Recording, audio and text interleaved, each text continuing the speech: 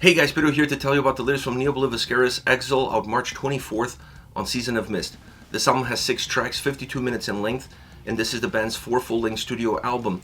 They are an Australian progressive metal band. From a design point of view, this album feels like an album, and what I mean by that is, it's not just a collection of songs put together that then define what the overall big picture is all about. This album is defined by the big picture, and then the songs are there just to allow you to better digest the experience. Think about this record as one single song divided into 6 chapters. That is exactly how it comes across.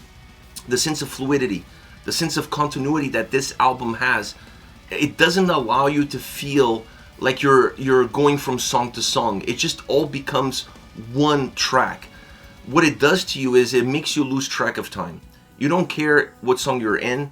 You're not looking to see what the next one is going to offer. It's just about being in the moment. It's just about enjoying that moment and enjoying the overall journey and experience of navigating across all 6 songs. This doesn't mean you can't enjoy the songs individually, but I honestly don't feel like you're going to get everything that this record has, and you also not going to get everything that every single song has if you start to break down this album and listen to it one song here, one song there. This is an album that deserves and needs your time and attention.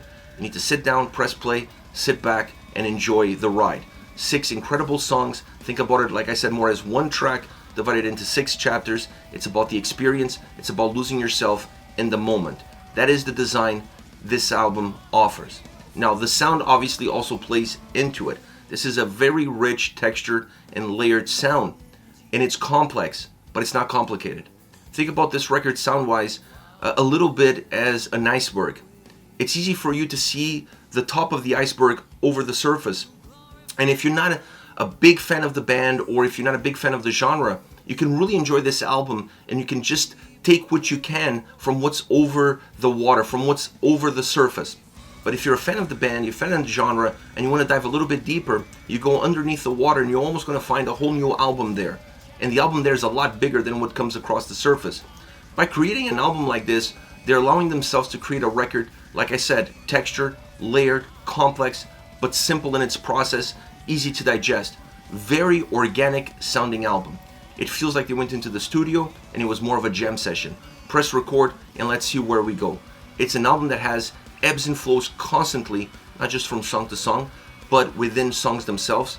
A record that allows you to learn from the sound experience, a very rich sound experience with every single track, and then take those learning lessons into the song that follows, allowing you to not just see the album grow, but you can also grow with the album itself. Really interesting design, really interesting approach, one that plays into my wheelhouse. I honestly enjoy an album that doesn't make me feel uncomfortable. I enjoy an album that doesn't make me feel stupid. So this record doesn't go over my head. It was an album that, because I was able to see what was over the water, above the surface, if you will, and really enjoy that aspect, that simplicity of it, that simplicity of mechanisms, then I was intrigued enough to dive deeper and peel all the layers and discover more from this album. An album that every time you listen to it, you're going to find something new that perhaps you didn't notice before. Now, within the sound, there are 3 key elements, and I want to mention the violins just slightly here, because I honestly feel like they played such an incredible role in helping to define the darkness, the overall darkness that permeates across this entire record from start to finish. But drums, guitars, and bass are definitely the 3 pillars of the overall sound. The violins help define what those 3 elements are doing, but they're not as much of a defining element. Now, the bass on this record pops, and it pops a lot. It's very groovy, but it also adds to that darkness. It allows you to better see the shapes of that darkness and create some grooviness within that darkness. I honestly felt like it added a technical side to their progressive sound that works really well for an album that, like I said earlier, it's complex but feels very simple. The bass helped make that sound maybe a little bit less simple, but still really easy to comprehend. The drums on this record sound phenomenal. They're heavy, they're powerful, but not overpowering. They definitely create the foundation, but they also spread out really wide, allowing this album to have a massive footprint. But when they ground the album and when they build that foundation, they're definitely not hiding any dead bodies underneath it, and that's important. Sometimes you see when the sound becomes a little bit more brutal, a little bit more aggressive, a little bit bigger. The drums also evolve in the sound, and then they start to drown out a lot of the other elements that are important, not just to the sound experience, but also to the atmosphere of the tracks. It's not the case here. It's a very balanced approach, not necessarily a balanced execution, which is what you want from the drums on an album that is this volatile, this diverse, that has so many different faces. Now the guitars play an interesting role here, because at first glance, if you're just looking at what's above the surface, you're going to see that this is a very guitar-centric album, because it's a little bit of a mini clinic. It's a 52-minute mini clinic, at least it feels that way. The guitars sound phenomenal, great execution, great melodies, creating the bridges between the technical side of the record and the progressive side of the record, and also bringing in that extreme side of the band when the heaviness is called for.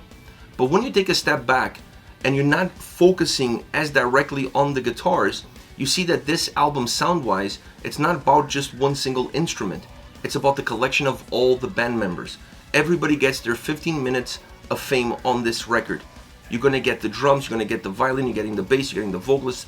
Everybody plays an important role in creating this sound. You cannot have an album sounding this rich, this textured, with this much substance, just focus on one element to drive that experience forward. It's impossible. So the guitars feel like they are taking center stage at times. They feel like they are in the driver's seat at times, but they're not. Everything else is there in order to complement the experience, in order to make the sound as robust as they can possibly make it. But definitely the guitar sound and execution is phenomenal on this record. Like I said, a mini clinic. As far as vocals are concerned, I think the key for this record was not how good the harsh vocals are, because they are, and how good the clean vocals are, because they are, but rather how can we incorporate these two with one another in a very organic feel that matches the organic nature of the sound. And I think they landed it. It's a record that works with both sides of the spectrum, and it works with it and sometimes blending the two together in order for you to have even more out of the overall vocal performance. When you look at the sound, when you look at the experience, when you look at the overall design of this record, you can't take the two styles of vocals and kind of separate them from one another and just pigeonhole them in spots where you almost expect them. Spots of heaviness, harsh vocals, spots of more melancholy or melody, clean vocals. It would become too predictable, and it would take away from the unpredictability that the sound offers.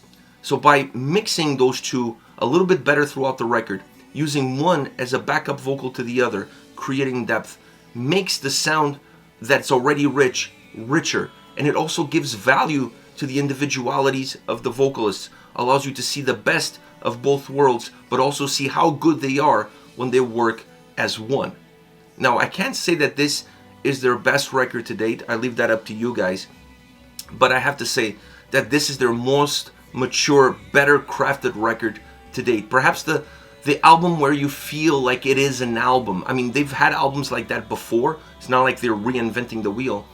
But this record, for some reason, for me, just it becomes easier to get into and easier to stay into it. Sometimes you listen to an album and you enjoy it, but at the end of the journey, you're a little bit tired. You need to take a step back. This record, it's fresh. After 52 minutes, you can go for another 52 and another 52. It's a very fresh sounding record. It hides all the complex elements. It makes them feel simple, and that allows the listener to not feel burdened by the experience of listening to the record. And that makes this a winning album in my view. As far as favorite songs are concerned, I picked 3 tracks that are not singles. Misericorde 1 and Misericorde 2.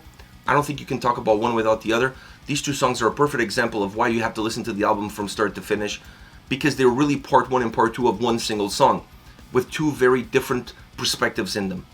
Part 1 is very proggy, very technical. The bass pops a lot, and it has this positive impact in the overall sound and atmosphere. It helps define it. It also helps define that underbelly of darkness that this overall record has.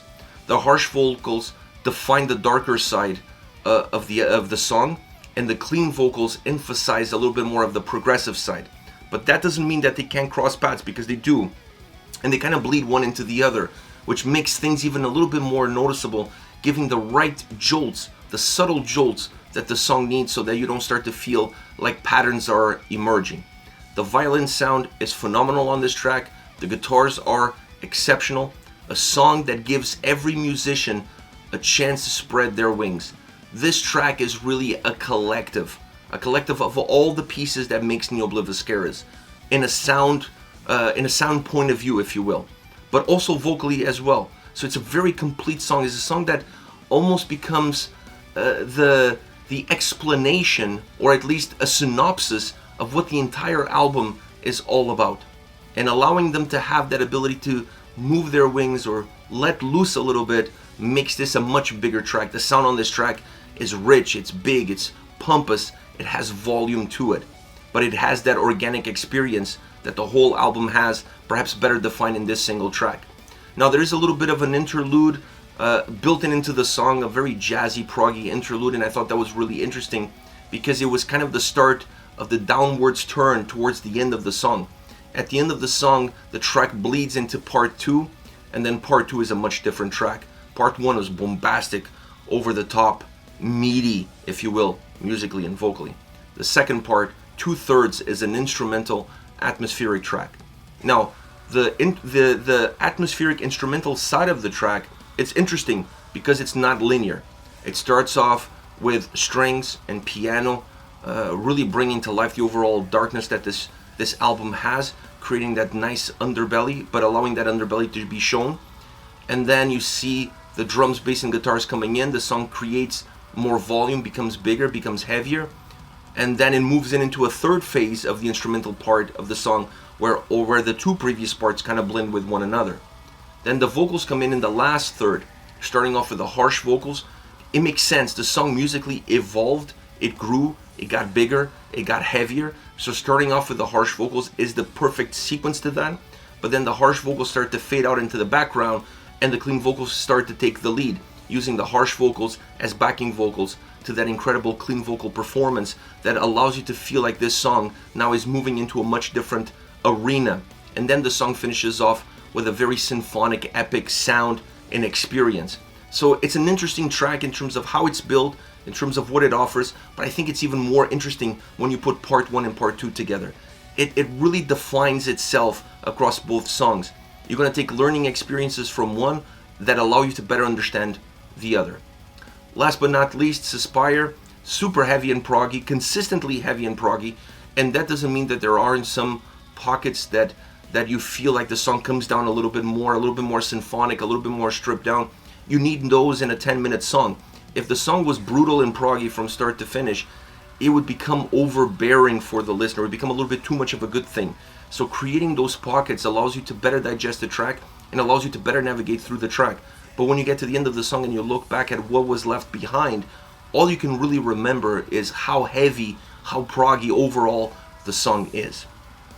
Let me know your thoughts on the band, on the singles. Obliviscaris, Exul, out March 24th on Season of Mist. I'll see you all at the next video.